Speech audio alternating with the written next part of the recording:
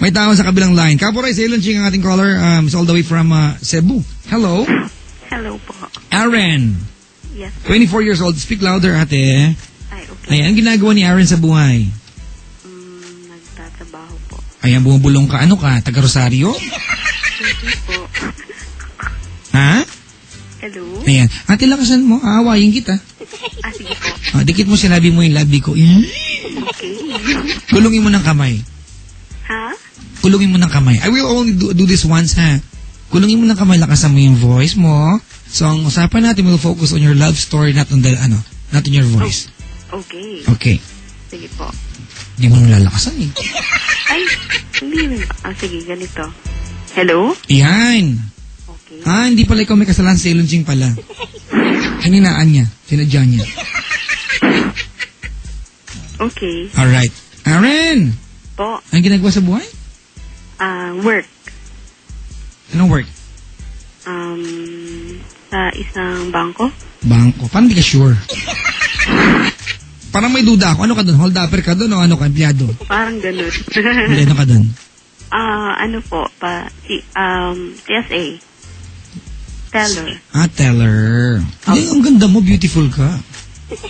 Ganun? Di naman siguro lahat. Joke lang naman. Nagpaniwala ka sa akin.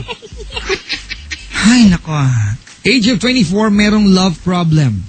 Meron po. Ay, sa ngayon po, wala. Pero, parang... Trip mo lang to. Parang share lang po, share. Share lang. At the same time... Are you happily, Ano po yun? Hindi. Are you happy being with someone? Or single ka ba? O broken-hearted ka ba? Ano ba? Single. Single ka? Apo. Kwento mo nga ako, baka sakaling maintindihan kita. Sige. Ganito po yan. Alright. Bale, 4 years ago po. 4 years ago? Opo. Okay. Bale, 4 years ago, naghiwalay po kami. Ganun. Nino? Ng friend ko, of course. Ng friend. Okay. Friend or boyfriend? Ganun. Ganun nga po. Okay, Aaron. Opo. May isang bagay kung ayaw mo. May isang bagay nga huwag mong gawin sa akin, ha? Ay, ano po? Huwag mo akong pahuhulain. Friend. Ilatag mo ng tama sa akin. Kung boyfriend. Hindi ako fortune teller. Kasi ngayon, hindi na. Naghiwalay kayo 4 years ago as boyfriends. Opo. Yun, ganun, ha? Okay. Okay, go ahead. Tapos, so, mga lately, nung mga ilang years after text, ganun. Pero nung, parang, basta naging friends kami ulit. Tapos, yun. Gaano katagal yung relasyon ninyo na naging kayo? 4. 4 na taon din. Opo. Okay, ba't kayo naghiwalay? Ano yung dahilan? Sa kanya po. Third party? Opo, ganun. Parang ganun po. Siya nakipaghiwalay? Opo. Sa text. The day na nagsabi siyang ayaw na niya, personal o text? Text. Ito ba isang buhusan o long process ng paghiwalay? Meaning? Naging mahaba ba yung diskusyon niyo para maghiwalay o isang bagsakan lang, tinanggap mo agad o pinaglaban mo? Ay, hindi. Ganito. Parang nagsimula siya sa parang may hint na ako na parang... Meron siyang iba? Opo. Okay. Tapos nung sa day na parang I confronted, sabi niya na, ganun, parang may inamin, pero sabi niya, I'll think over, sabi niya ganun. I'll ask a sign, something like that. Ano ba yun? Alam mo ba yung sign na sabi na pag natdapa daw siya, yun na daw yung sign. So, okay. Sinabi niya sa'yo na ayaw na niya? Parang ganun.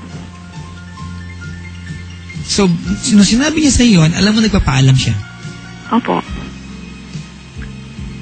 Pinaglaban? Pero, po? Pinaglaban mo? Opo. But you failed. But you failed. Parang gano'n. Kasi parang siya yung lumalayo. Yung nag-aayaw. Gano'n. Aaron? Po. Do you still love the guy? Opo.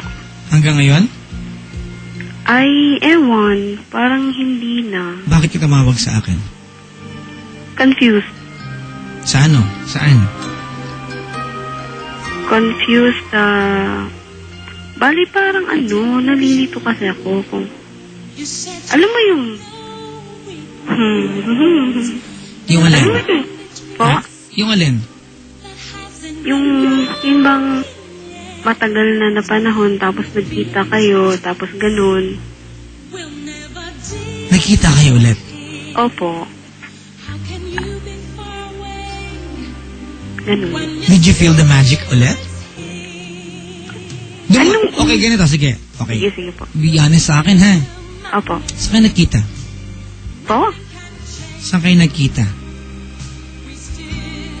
Saan? Isang coffee shop. Okay. Sinadya niya magkita doon o hindi? Hindi, bali yung pinakauna. Ayun ba yun? Hindi ko nakuha. Nalilito ako. Sorry po. Alright. Ulitin ko, ha? Opo. 4 na taon naging kayo, naghiwalay kayo for whatever reason. Opo. Diba? He lost the magic. Naghiwalay kayo. Tama? Opo. Nagkita kayo after a while. Yung unang pagkikita niyo pagkatapos ng mahabang panahon, paano kayo nagkita? Nag-usap kayo magkikita kayo, hindi sinasadya? Ay, hindi. Of course. Not the text. Pero, parang, alam mo yung, So, hindi naman, sige. Nagkaayaan kayo magkita? Opo. Siya. Niyaya ka niya? Opo. Ba't ka umuo? Para kasi nung una, alam mo yung walang closure. So yun ang habol mo. Opo, parang, closure. Di ba, it's like 4 years, tapos ganun. Yun bang hinahanap yung pinaka-reason kung bakit ginawa niya yun? Yung mga ganong tanong. Kumbaga, after a while, di ka nakapag-move on, kailangan mo ng paliwanag. Opo. Para to finally kumbaga, for you to be able na ibigay ulit yung sarili mo sa isang tao ulit, magmahal ulit, kailangan mong paliwanagan ka niya. Kasi masakit pa rin lahat sa'yo. So, ang tanong, napaliwanagan ka ba niya? Hindi. You still love him? Ewan. Di pa hindi na kasi. So, bakit ka tumawag sa akin? Di pala. Confused po kasi parang... Confused ka? Confused ka sa anong bagay? Kung paano mag-react the moment na, nung magkita ulit. Yun. Ganun. Okay, alam mo, nalilito ako sa'yo. Sorry, ha? Opo. It feels like pinaplastic mo ako. Hindi. Sagutin mo ako ng diretso. Mahal mo ba o hindi na? Hindi ko alam. Parang hindi na. So ba't ka pa tumawag? Wala pa lang issue. Ba't ka apektado kung hindi mo mahal? Oo nga naman.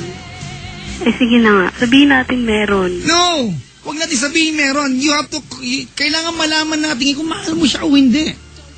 Hindi. Because kung hindi mo na siya mahalan, you are certain about that, na hindi mo na siya mahal, end of conversation, goodbye.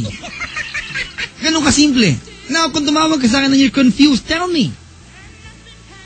I don't get the point. Tinatanong kita kung bakit ka tumawag sa akin at siya ang pinag-uusapan. After a very long time, do you still love the guy? Parang. I cannot help you kung hindi mo kayang alamin kung ano nararamdaman mo. Bitter ka. Bitter ka. I-confirm na natin ngayon yan.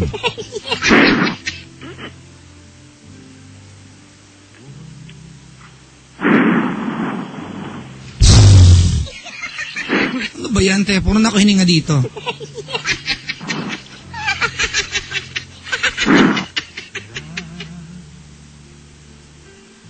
Tatanong ko ba ulit, Kapore, sa Ilunching? Mahal mo pa ba siya hanggang ngayon? Okay, ganito gawin natin. Magpakaliteral tayo. Pag yan, kumatok sa pintuan nyo ngayon at sinabi niya sa'yo, Aaron, I want you back in my life. Ano sagot mo sa kanya?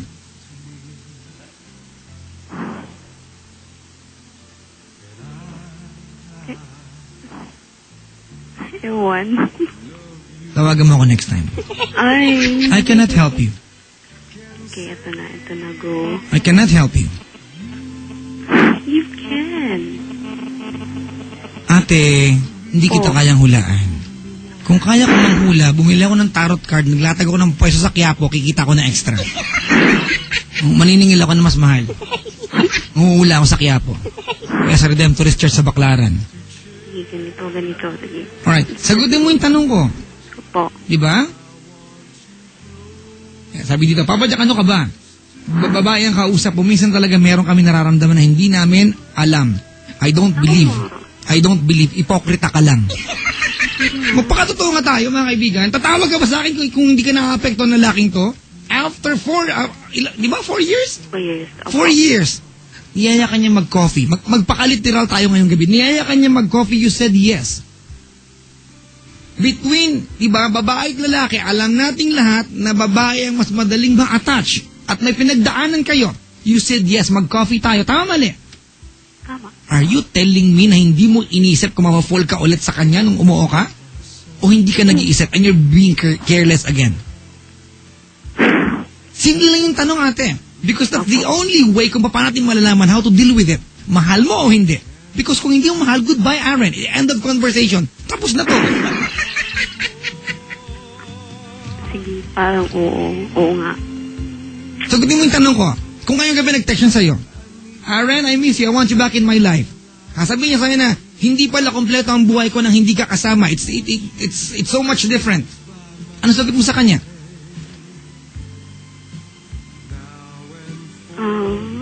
Ewan, pero magsasagot ako sa kanya. Hindi ko na alam kung ano. For sure, I will reply, pero hindi ko alam kung ano. For sure, for sure. Di ganito kasi, nung sa time na, bali nung 2007, naghiwalay kami. Tapos, nung parang 2 years after, nag-contact siya ulit. So, Speak louder. Opo. So, may communication ulit. So, yun, nagyaya siya several times, coffee, ganyan. Sometimes naman, hindi sinasadyan. Parang nakikita kami sa isang mall. Tapos, parang hindi lang sinasadya.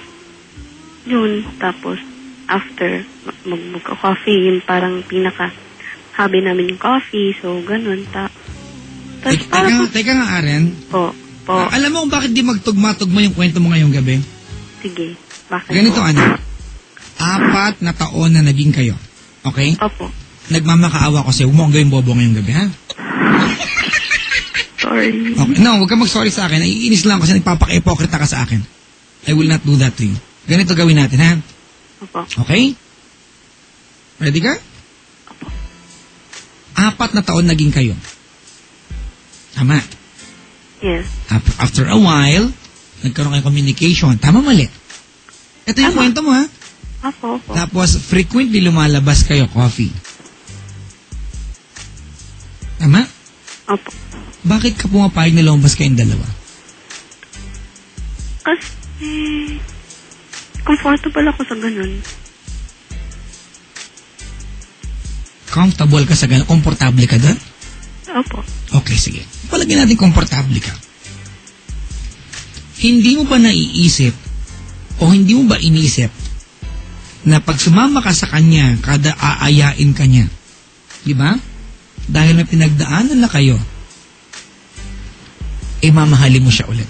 Because tonight, it's very obvious, di ba, na mahal mo siya. You are such a giveaway.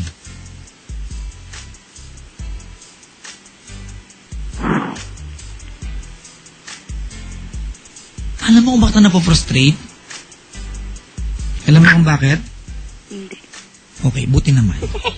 Hindi. Po. Kasi, Aaron, Po. nawala na siya once. Tama? Opo. At nagbabalik siya. Yun nga. Opo. If this is the chance for you to finally ibalik siya sa buhay mo, bakit nagpapaka-plastic ka? Hindi pa po kasi tapos ang kwento. May karugtong pa po.